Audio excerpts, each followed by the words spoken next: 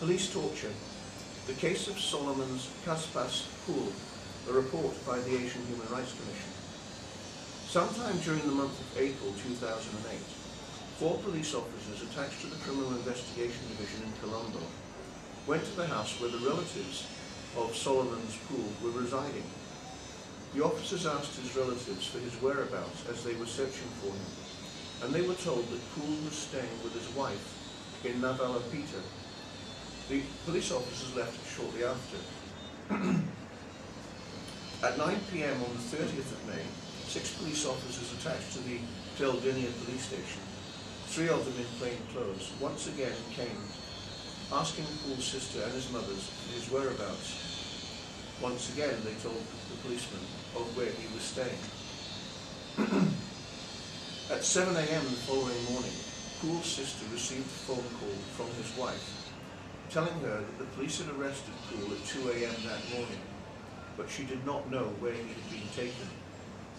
Then, at 4 p.m., Poul's wife called again to say that he was being held at the Nawalapatia police station.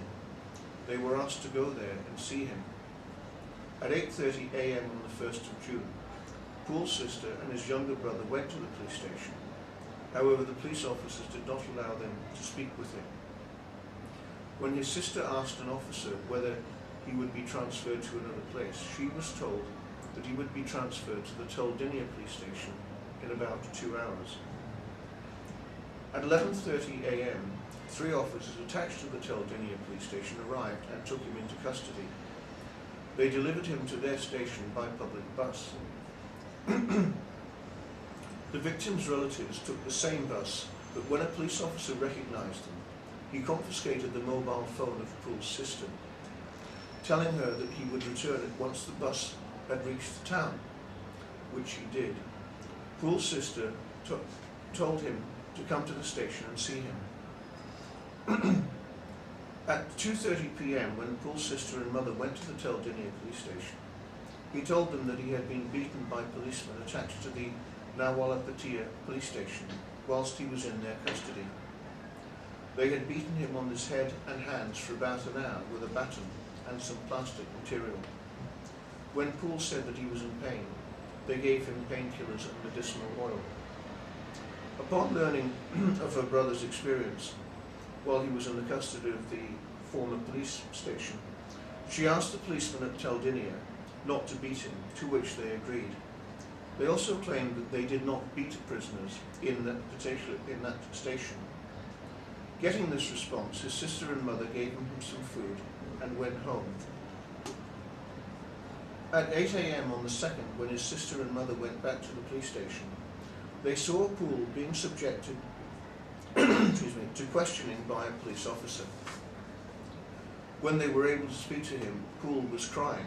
He told them to look after his wife, who was 8 months pregnant, as he had been told he would not be released for some months. A police officer who was wearing plain clothes and one of those who were questioning the victim asked the victim's sister to come and see him in another room. In that room, there were 3 men who had asked her whether she had any involvement in terrorist activities. When she denied it, they pressured her to say something relevant about these certain activities. This time, the police officer told her that the reason why they arrested her brother was that he had been to Kilinochchi, the northern part of Sri Lanka, sometime in 2003.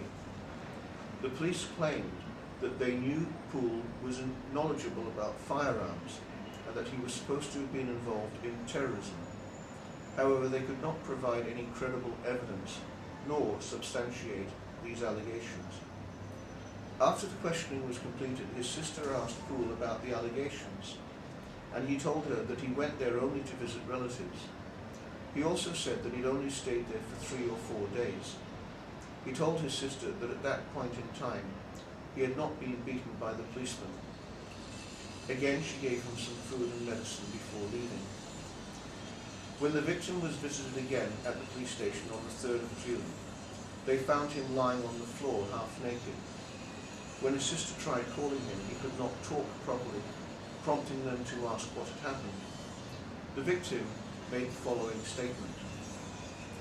At 2 a.m. today, 3rd of June, about 6 persons in civilian clothes, having been drunken, beat me and tied up my legs and hung me from the ceiling.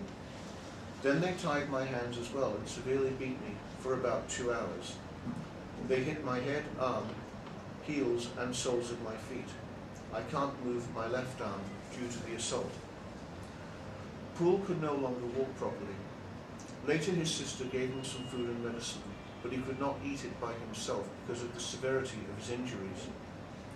His sister informed the police officer about the incident. When asked by the officer, Poul told him that he had been tortured, but the officer ignored him, saying that they never tortured anyone. He instead gave his name card to the victim's sister, telling her of his brother. Poul has a weapon. Ask him to hand over the weapon to the police. If there is any information regarding the weapon, immediately contact me.